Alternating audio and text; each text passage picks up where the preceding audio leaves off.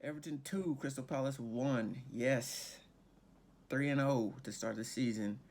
All right, just quickly, first goal. Wow, I thought if this is what it's going to be all game, this is not going to be as hard as we thought.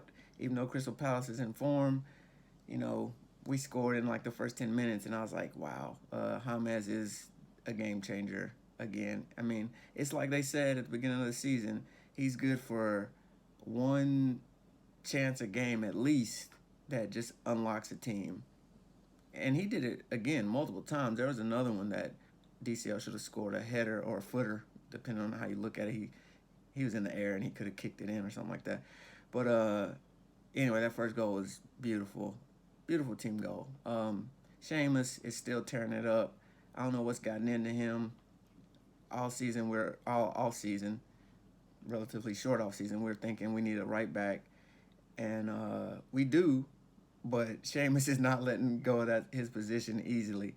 He's been tearing up the field. He looks like how he did when I first started watching him. I always just remember him flying down the right side, trying to cross it in, or trying to work his way in, and he's still showing that little shiftiness where I think he just throws defenders off because they don't think he just doesn't look like he's gonna be that quick and shifty, but he is. He's going fast, and you think, oh, he's just gonna go in a straight line. Oh, he somehow cut inside on me, and that pass where he gives it to Decore gives it to James, and Seamus just keeps running into the box.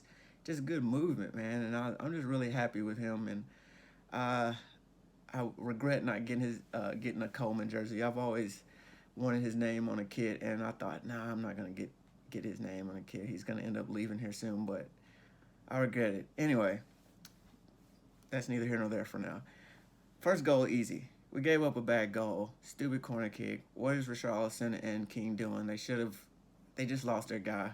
Made it too easy. 1-1.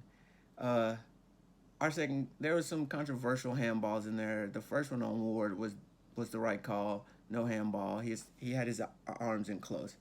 The second one though, I still didn't think it was a handball, and I think most people would agree. Like even if you're like, whoa, we usually get that called against us, so it's only right that karma balances out. I mean, you're still betraying the fact that it really shouldn't be a handball, because yes, we've been done wrong, but that doesn't mean.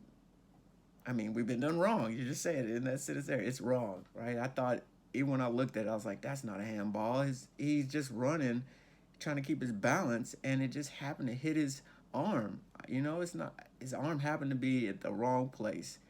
He wasn't unnaturally out trying to block a headed ball into the ground. He was just like, oh, I gotta stop and change direction, and his hand was there.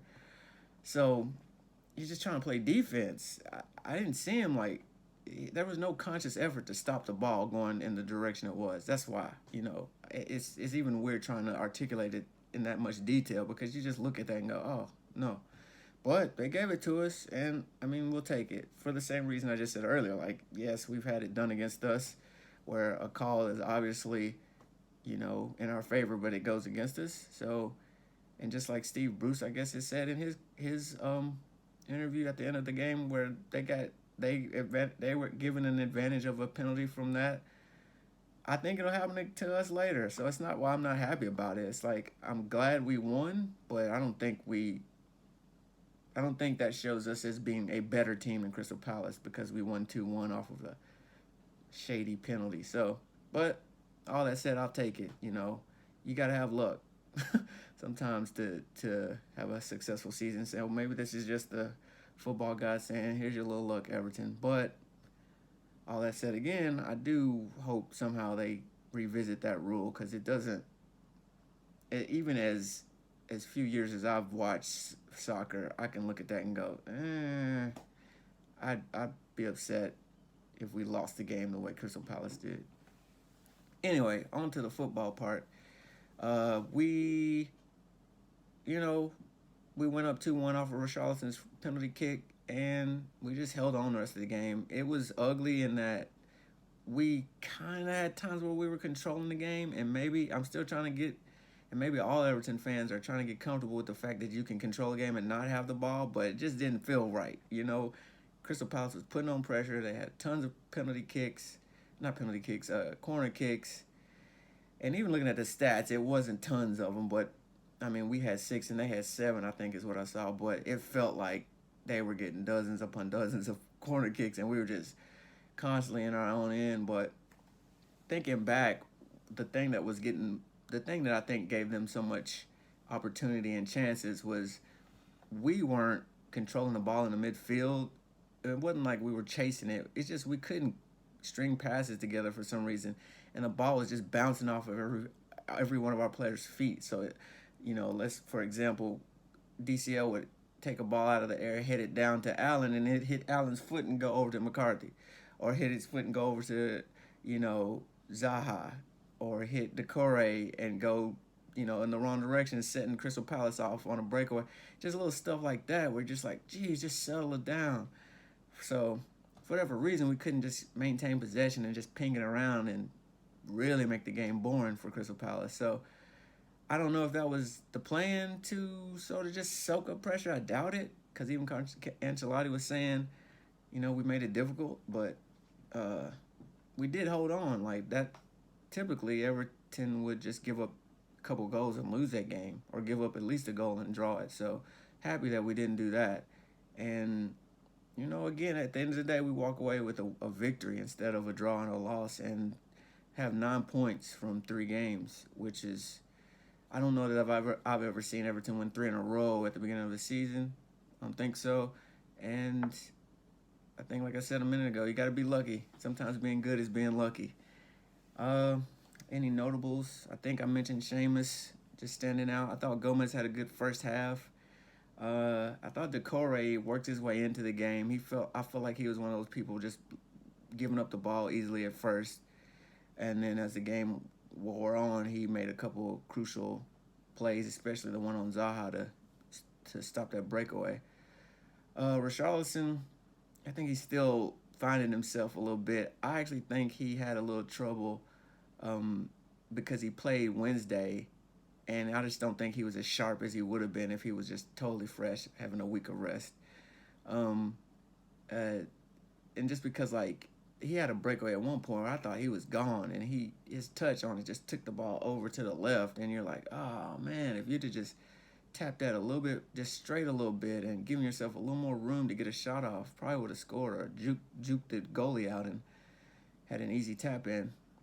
But I think he'll come good. I'm glad DCL's on fire. He's proven a lot of people wrong. I don't know. Just a good character win. It was ugly, but it was a good win.